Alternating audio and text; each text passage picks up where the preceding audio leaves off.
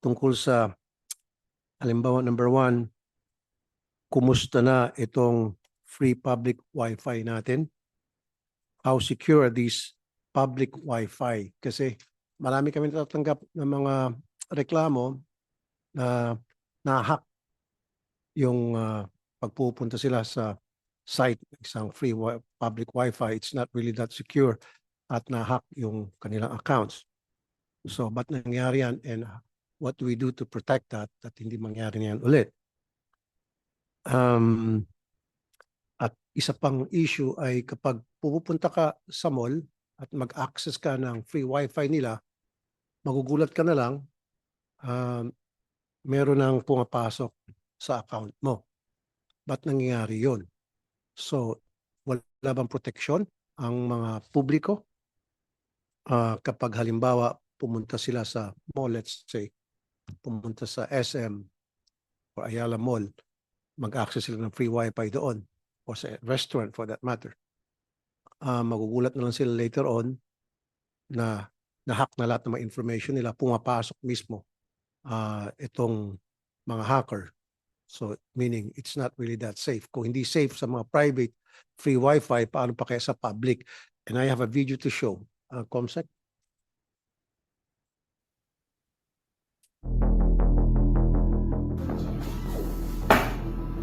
Hala? Siya yung nakapindot niyan? Yung tatlo? Kasi ayaw. Oo nga, ayaw. Oh, nag-move yung ano. Ayan. Kaya na pa, like, tinatry mo niyang passcode. Oh, Oo, nagpa-passcode siya. Oh! Hindi mo siya what ma-access should I dito do? sa ano. Nasa camera siya. Shit! Tinatry ka niyang picturean! Para for Face ID. Di ba? Kala ko nag-ano lang siya, nag-lag. Paano ko? Natakot ako. Hindi siya maka-download full storage na nga. Ito mo ginaklap. Kailangan mag-delete lang tayo. Ano yung bubuksan? Ay, gusto niya mag-delete.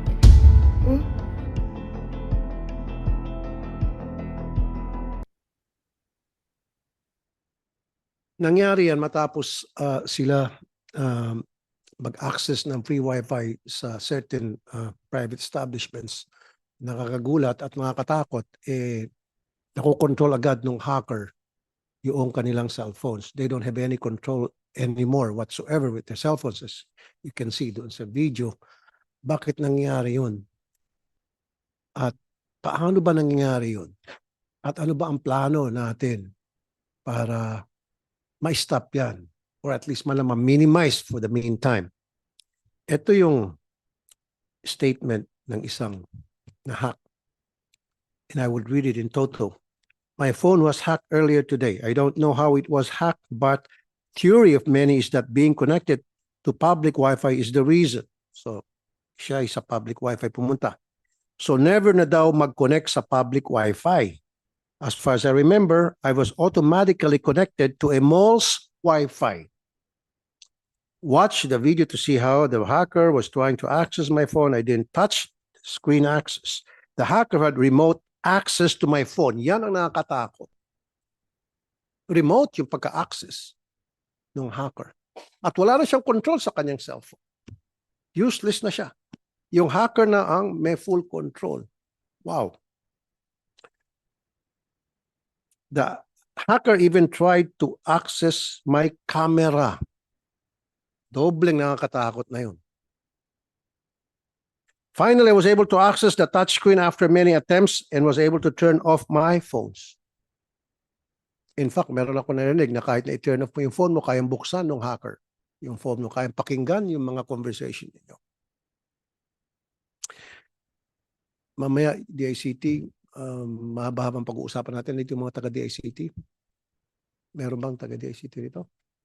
Meron? Siguraduhin mo lang meron kasi okay.